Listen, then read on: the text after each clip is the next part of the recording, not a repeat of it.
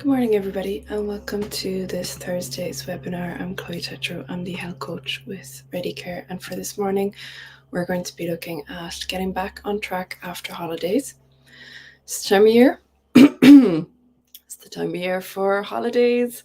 You wouldn't know it by this morning, but it is. And this is a question that we get an awful lot. As you know, any time of year. But what happens when we deviate? If we've had a particular few days, even a week, a month, or even a year. How do we come back after that initial little breakaway from our usual routine, our usual habits? So for this morning, I'm just going to have a quick scan through some of the major points and hope that you'll take something away from that'll help you get back on track if you have slightly deviated. So number one is understanding the challenge.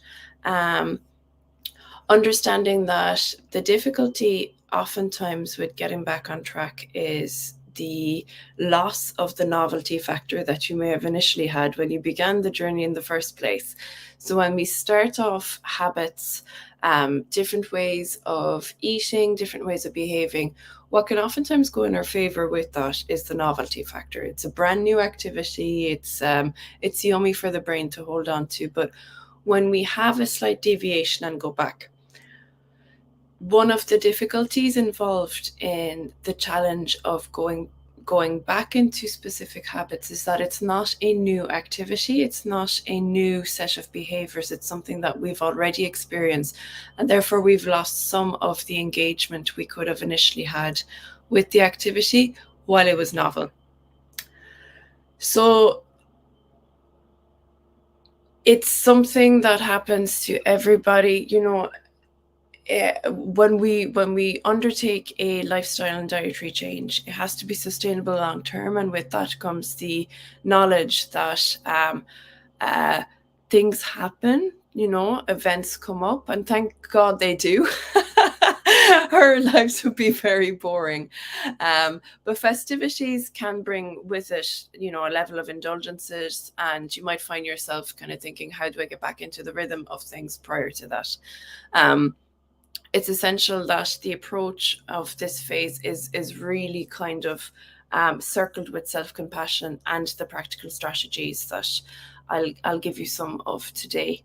There's a study done in 2016 in the Journal of Endocrinology and Metabolic Health. My words this morning are very sticky, that having a flexible mindset towards a setback is correlated with long-term success. So it looks at the importance of adapting to a changing circumstance rather than having, that kind of guilt and rigid way of setting yourself up with it. It would touch into the last chat we would have with growth mindsets. You have rigid mindset, growth mindset, fixed mindset, growth mindset. Things are not fixed in stone. There's a degree of adaptability with things. So let's have a look at some of the key kind of components involved in that. So number one would be practicing self-compassion, which is incredibly important when you are coming back from a little bit of a deviation. That guilt is absolutely the enemy with this. So it's very, very important to steer clear of that self-critical voice as best as we can, and the guilt about having indulged during your holidays, during, festive period, wedding, birthdays, etc., etc. Having a degree of self-compassion has been positively correlated with a link in improved mental health and mental well-being. So studies have shown that self-compassion activates the brain's prefrontal cortex, which is responsible for emotional self-regulation, and the anterior cingulate cortex, which is associated with empathy. When we have both of those together, it reduces negative emotions and increases our resilience, which, is one of the pivotal parts in undertaking any particular challenge. One meal a day won't set you back. You won't, one meal off plan, even a week off plan in a year, that's not going to bring you all the way back to square one. So as best as you can, and I know it can be challenging when we're kind of peaked in those moments, is to understand that that particular week, that particular holiday, that particular meal is not going to define your entire journey all that you've done, it's not going to set you back to square one. So that's something to really, really remember. And in fact, the more compassionate you can be with yourself in those moments, the greater your long-term outcome is going to be with it. Which brings me on to reframing the all or nothing mindset with it. So that mindset can bring you towards the kind of all or nothing thinking. It can be very, very restrictive and very, very detrimental. I talk about it a few times when in these kind of morning chats. There is a book called Mind Over Mood, Change How You Feel by Changing the Way You Think, released in 2016, written by an author called Podesky. It activates this, the all or nothing thinking is one of these cognitive traps we can fall into. There's an awful lot of them. That's one of them. And with regards habit, lifestyle, and dietary changes, it's a major, major one. I hear it a lot when people say, "Jeepers, I've been very bad now over the last number of days," or "I was very good now," or "I had a packet of biscuits now, so that's after ruining everything." You know, where there's that kind of where the language will kind of tell you that there's a polarized thinking, where there's a spectrum of an individual placing themselves, am I good today? Am I bad today? Now, this way of thinking can activate the part of the brain called the amygdala, which is the alarm center or the fear center, and it can lead to heightened stress and anxiety, which again will do the opposite to the compassionate piece. It will actually impede your ability for adaptability. Yes, that does make sense. An alternative perspective is to have a look at each meal as an opportunity to make a positive choice. So don't worry too much about what happened last week. Are you going to do it every day? Every day, unfortunately, is not a holiday. So what you may have had, on a special occasion, it's a special occasion and it's marked that way because it's something that happens seldomly. So don't worry about it being a once in a while. Shift the mindset, which can alleviate the stress factor and disappointment associated with your strict expectations of yourself. The kind of perfection expected from yourself when you are in the all or nothing would kind of lend itself to thinking that you have to be on it all the time. No differences, no allowances for a bad day, a good day, special occasion. That's absolutely unrealistic, which kind of leads me on to my next point, which is setting realistic goals for yourself. Set realistic goals. There we go. Setting realistic goals is absolutely pivotal where these where we're getting back on track is concerned. Don't expect yourself to be at 100% as if you were very, very much in the routine of it already on your first or second day. When you're recommitting to something like a low carb eating plan, give yourself, smaller steps that you can have that kind of positive feedback loop as you're getting towards it.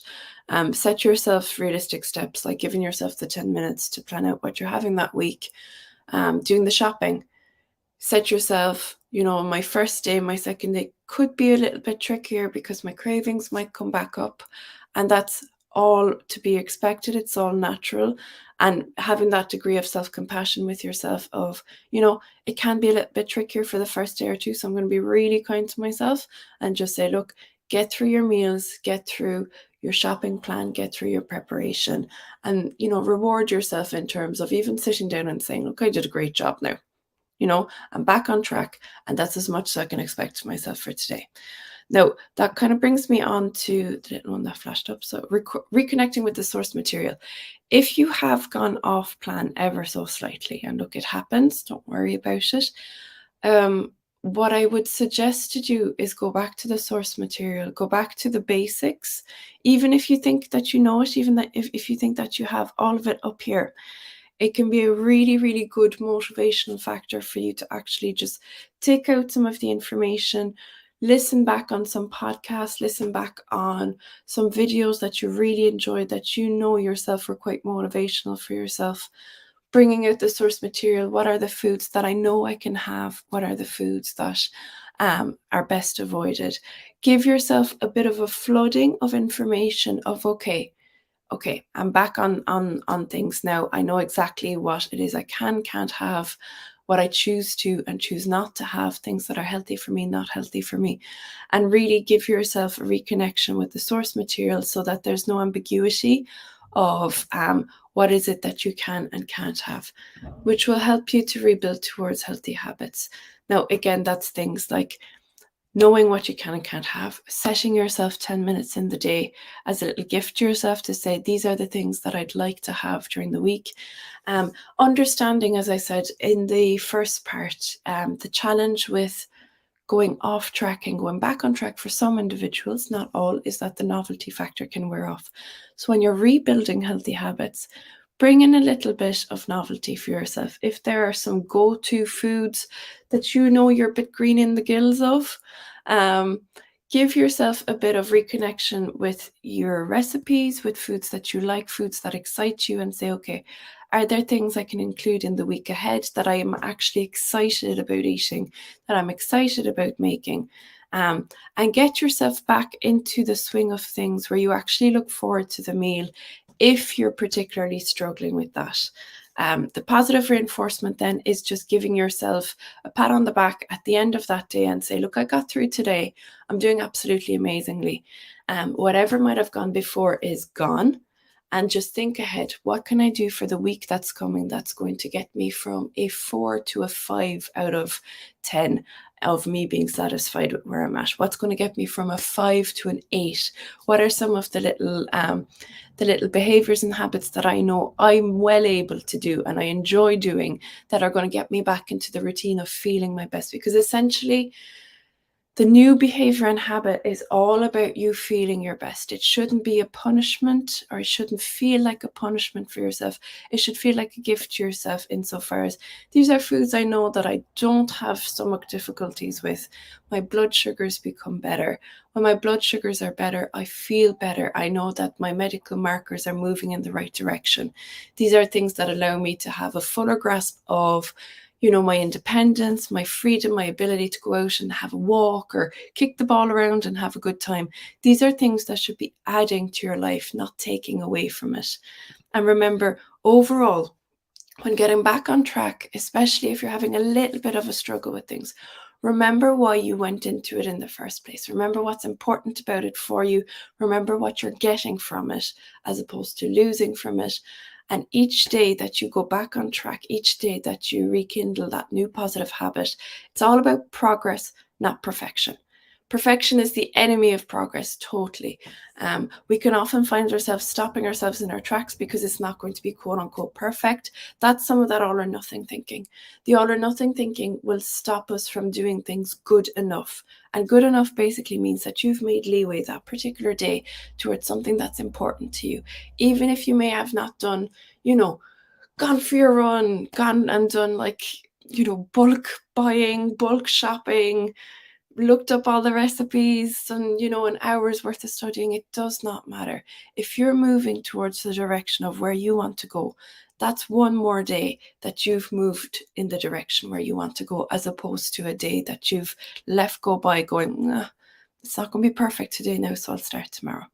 So I hope you found that helpful now with regards to getting back on track after holidays. Remember that for a plan to be sustainable, it has to account for holidays, for weddings, for things that are special occasions, for the very mention of the fact that they're special occasions. It does not make a massive blow or impact to have something 1 out of 21 meals is not going to set you back. Your health is a spectrum, and it's more about the choices that you make every day towards the things that compound to be your everyday eating habits. So major compassion, don't worry, no stress, no guilt, no nothing like that. And give yourself the best fighting chance of reconnecting with what's important about this habit for you. Start small, go back to the source materials, refresh your mind, connect back, and don't worry about it. You absolutely have this. So I hope you found that helpful. of getting back on track after holidays. If you've any comments you'd like to pop in, please do. Always appreciate comments in the comment box. Otherwise, that was me for today, and hope you found that helpful, and we will be seeing you next week again. Have a lovely day. Bye now.